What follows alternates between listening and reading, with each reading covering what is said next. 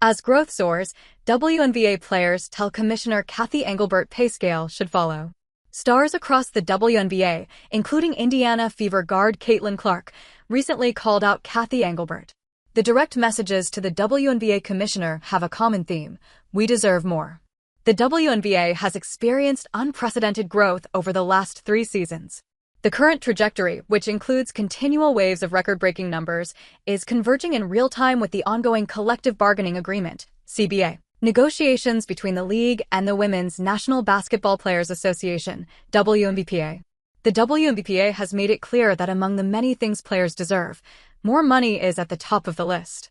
Clark, who rarely speaks on the subject, called out Engelbert after the Fever's Commissioner's Cup Championship regarding the current pay structure that players receive.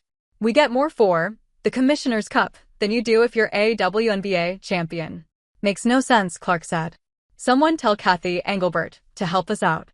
Players receive bonus money for marquee events like the Commissioner's Cup and the WNBA Finals, but the disparity between the pots of money is bewildering. The Fever's win on July 1st netted Indiana $500,000 to be split among the team. However, the New York Liberty, which won its first championship last October, got only $250,000 to share. The Minnesota Lynx, who lost to New York in the finals, got much less.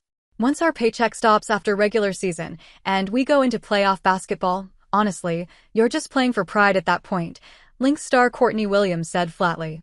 We made it to the finals, bro, and making it to the last 2 teams of the finals, we got $3,000. $3,000. That was the bonus to make it to the end. WNBA All-Star Game. Reese, Plum headline roster reserves as snubs abound. Several factors go into why player salaries are so low for WNBA athletes, including revenue and the percentage earned from the league's current media rights deal.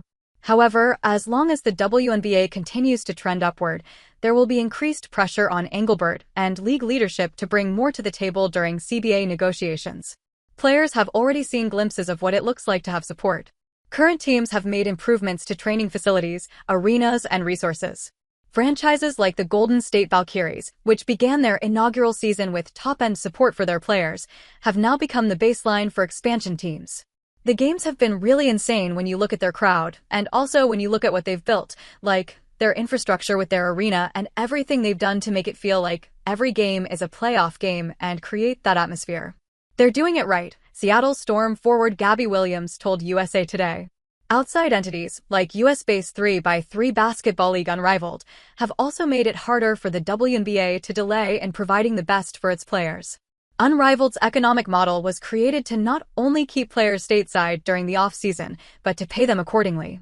The average Unrivaled salary for the league's 3-month season is $220,000, which is $100,000 more than the WNBA's reported average salary, $119,590.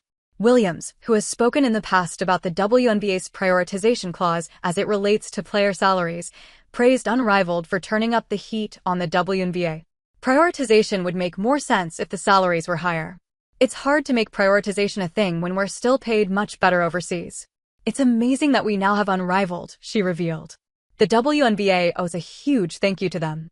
Unrivaled has actually saved a lot of WNBA players and a lot of WNBA teams from not having players there on time because our contracts just aren't enough to commit for a full season and nothing else here. Williams' words strike a different chord, one not previously heard before, just days after the WNBA officially shared its first CBA offer with the Players Association. Her candor seemingly aligns with her colleagues, including Phoenix Mercury forward Sata Sabali, who has been particularly critical of Engelbert and the WNBA regarding major decisions amid ongoing growth. Sabali's stance regarding the league's missteps hasn't changed. In fact, her voice has only gotten louder. We can focus on our players. We recently got a proposal from the league, which was, honestly, a slap in the face. We really have to put an emphasis on the players that are in our league right now, Sabali shared during a scathing call-out. WNBPA Vice President and New York Liberty forward Breanna Stewart echoed Sabali's assessment of the ongoing negotiations, shedding light on how far the two sides remain apart ahead of scheduled meetings during WNBA All-Star Weekend.